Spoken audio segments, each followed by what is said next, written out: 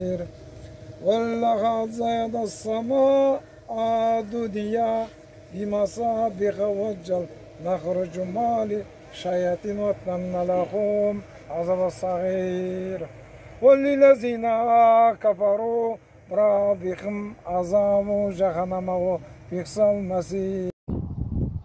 Қарғыс жібермейді. Қарғыс алған жоңғар бар ма қазір? Қалмақ бар ма қазір? Жер бетінде жоңғария деген мемлекет таба алмаймыз ғой. Бұның нұр жүйесі қарғысқа көміліп жатыр қазір. Айтады ғой, әттең дейміз осы қара жерімізге, мысалы, ер азамат ретінде менің терім таңғаны жақсы, терім бар ғой, еңбек етіп, теримді қалдырғым келеді. Бірақ бұл билік Заманбек Алтынбектің қанын қалдырды. Жаңаөзендегі халықтың қанын төккізді. Міне қазір ер азамат болсақ та жасымыз төктіріп отыр. 11 жөн кетті. Одан Дулатжанға ауыстық. Жасыратын жоқ. Біздің асыл азаматымыз. Халық істейсі ғой соны. Мына жүйеден ауыспасақ көретін осы. Дулат ағамызды.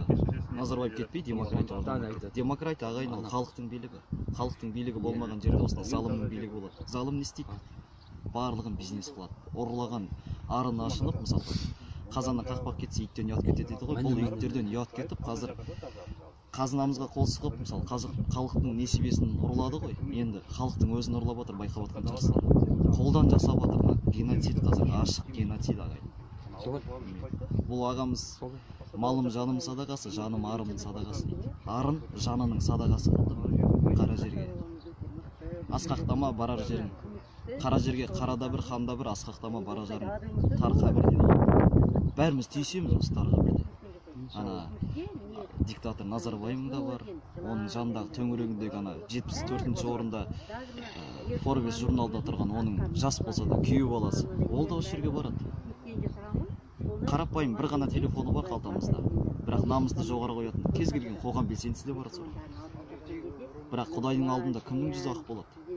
Елді тонап, елдің көз жасына қалып осылай шындықты айтқан азаматтарды өмірін алуға, ешкімнің хақы жоқ қой адамның өмірін алуға. Сол өмірді жалмаушы, өмірді алушы адамдардың жүзі қалай болады ертең? Бірақ бүгін шешіміміз керек, халық. Барлығын ертеңге қалдырмайық.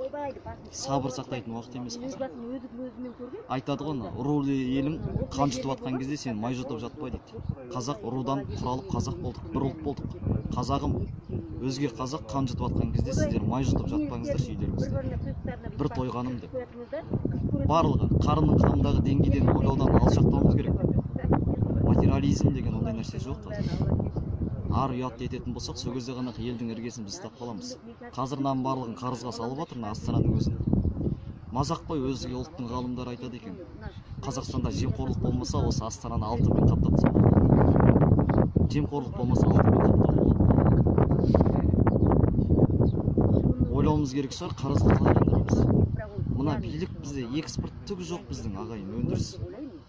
Қазақтың валютасы мал деді. Малдың терісі де, жүні де, одан қалған боғы да, биологиялық қоспа оның барлығы. Оны да алып отқан жоқ қой.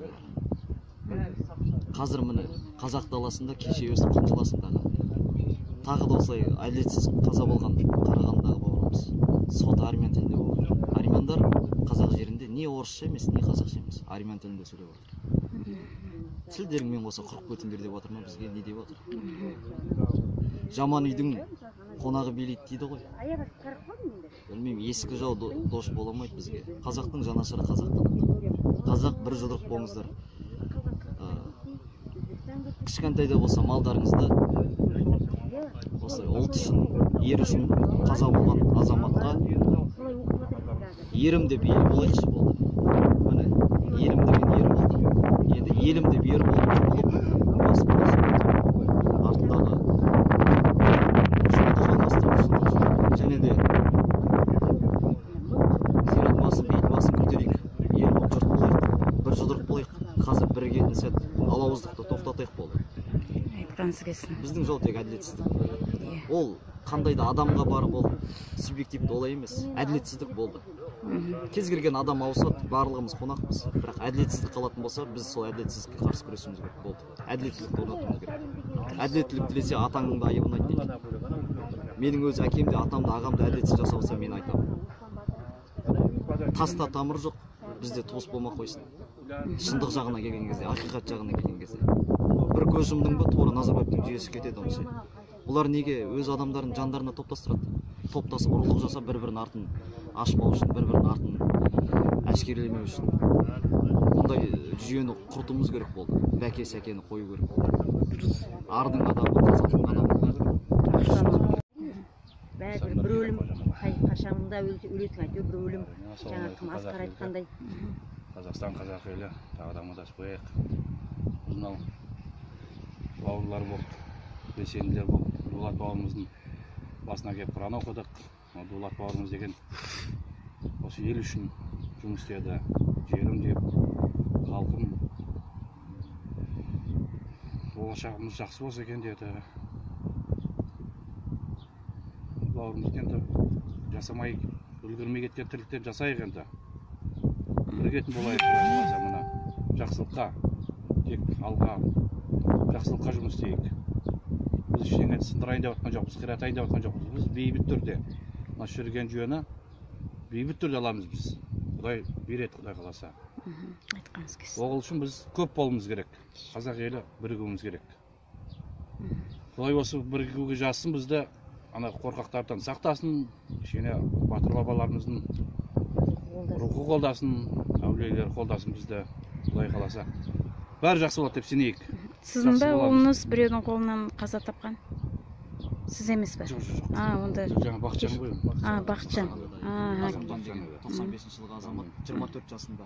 Бақытжан қолынан қаза тапты ғой. Ең сорақылығы сол сот әлі күнге шейін жалғасып жатыр ғой. Бақытжан ағамыз ардың адамы ғой. Бәрін қоя салуға болады дейді, баламның рухы тыныш болсын деп дейді. Бірақ әділетсіздікті мен жеңгізіп қойсам, айтады ғой қазақ. Жаманды жеңгізбе, жаман үйренеді дейді. Біреудің ұрлығын жасырсаң, біреудің залымдығын жасырсаң, өзің залымның не артықшылығың бар.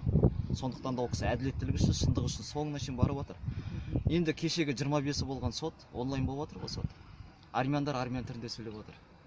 Бұл толығымен құтырғандық қой бұл. Енді Қазақстанда жүріп, мен өзім айтқым келеді, біз жаман үй емеспіз, қонағын билеткізіп қоятын. Бұның да жиегі болады. Қайнап жатырмыз қазір, тасыға тұрмыз қазір. Ол кезде ешкім бөгет боламай қалады, біз селміз, арнамыздан тасимыз біз. Бұйыртса. Mana.